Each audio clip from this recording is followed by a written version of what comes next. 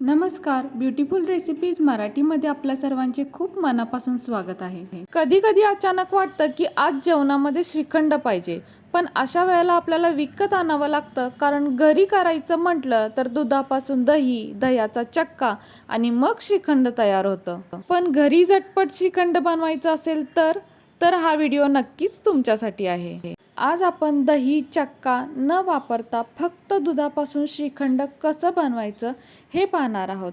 तर वेळ न घालवता रेसिपीला सुरुवात करूया. तर गॅसवर एक भांडं ठेवूया व यामध्ये दूध ओतूया. त्यासाठी इथे मी अर्धा लिटर म्हशीचं दूध वापरलेलं आहे. आपण इथे गाईचं दूधसुद्धा वापरू शकतो. आता गॅस थोडासा मोठा ठेवायचा आणि या दुधाला एक उकळी आणायची. तर इथे दुधाला उकळी येत आहे. आता गॅस थोडासा बारीक करूया आणि एका चमच्याने हे दूध थोडंसं ढवळून घेऊयात. तसेच यामध्ये आपल्याला लिंबाचा रस घालायचा आहे. तर इथे मी 1 लिंबाचा रस वापरलेला आहे, पण तो एकदम घालायचा नाही, तर थोडं थोडं करत 2 ते 3 वेळा यामध्ये घालायचं आहे. तर आता एकदा घातल्यावरती बघू शकताय दूध थोडंसं फाटलेलं आहे. त्यानंतर पुन्हा आता थोडा रस यामध्ये घालूया आणि याला ढवळून घ्यायचं आहे. तर दूध फाटायला लागले म्हणून गॅस अजिबात बंद करायचा नाही. असंच या दुधाला ढवळत राहायचं व गॅसची फ्लेम मात्र एकदम बारीक ठेवायची. आणि आता बघू शकताय दूध चांगलं फाटलेलं आहे, म्हणजे पाणी पूर्णपणे वेगळं झालेलं आहे.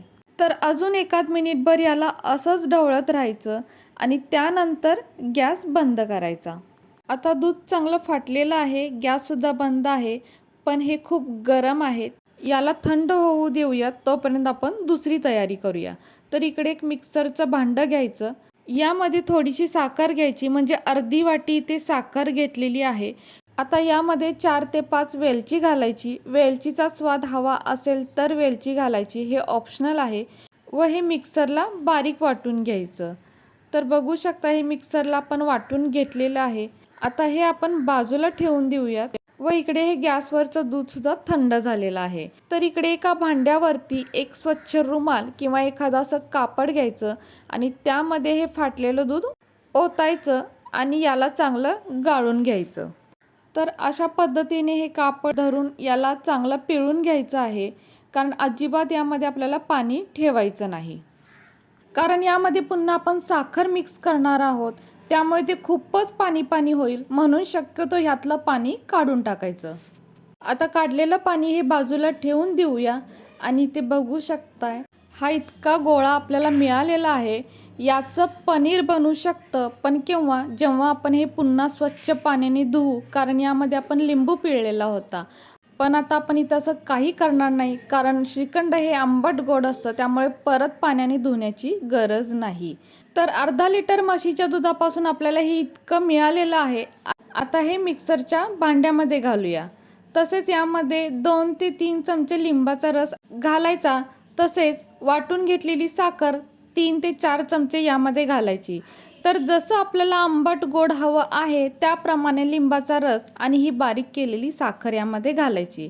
आता टोपण लावून याला मिक्सरला एकाद मिनिटभर फिरवून घेऊया. तर बघू शकताय आपण हे मिक्सरला फिरवून घेतलेलं आहे.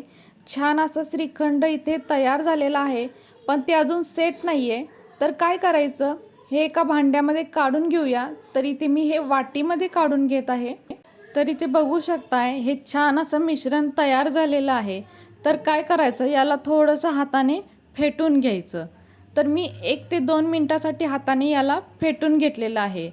तसेच फेटायच्या आधी आपण थोडंसं चाखून बघू शकतो. जसं आपल्याला आंबट गोड हवं आहे त्याप्रमाणे साखर किंवा लिंबाचा रस यामध्ये घालू शकतो. आता यामधील चमचा आपण बाजूला काढून घेऊया आणि सेट होण्यासाठी आपण हे फ्रीजमध्ये ठेवून देऊया. जर खूपच घाई असेल, लवकर खायचं असेल, तर थोडा वेळासाठी फ्रीझरमध्ये ठेवलं तरीही चालेल. तर आता याला आपण फ्रीजमध्ये ठेवून देऊयात. तर अर्धा तासांनी मी हे बाहेर काढलेलं आहे आणि बघू शकताय खूप छान सेट झालेलं आहे. खूप छान असं हे श्रीखंड तयार आहे. तर आता मी तुम्हाला यातलं थोडंसं चमच्याने काढून दाखवते, म्हणजे तुमच्या लक्षात येईल किती छान श्रीखंड तयार झालेला आहे. तर बघू शकताय खूप छान सेट झालेला आहे आणि अगदी विकत सारखं म्हणजे एकदम मार्केट सारखं श्रीखंड तयार आहे. अगदी तुम्ही टेस्ट केला तर ओळखणार सुद्धा नाही की हे आपण झटपट घरच्या घरी श्रीखंड बनवलेलं आहे. अगदी मार्केटमधून विकत आणल्यासारखेच लागते व बनवायलाही काही वेळ लागत नाही आणि अगदी घरच्या 2 ते 3 साहित्यातच तयार होते. यामध्ये आपण हवा तो फ्लेवर ॲड करू शकतो. तसेच आपण यामध्ये ड्रायफ्रूट्स सुद्धा मिक्स करू शकतो किंवा जशी आपण वेलची ॲड केली तसं हे इलायची श्रीखंड सुद्धा तयार होतं. किंवा यामध्ये काहीच ॲड केलं नाही म्हणजे कोणताही फ्लेवर जरी दिला नाही तरी सुद्धा हे श्रीखंड अगदी सुंदरच लागतं. तर यावरती आता काही ड्रायफ्रूट्स वगैरे घालून आपण याला गार्निशिंग करू शकतो. तर इथे आता मी थोडे ड्रायफ्रूट्सने सजवलेलं आहे आणि बघू शकताय अगदी छान असं मार्केटसारखं हे श्रीखंड दिसत आहे. तर फ्रेंड्स, कशी वाटली तुम्हाला ही आजची रेसिपी जर तुम्हाला आवडली असेल तर प्लीज आपल्या या व्हिडिओला एक लाईक नक्कीच करा.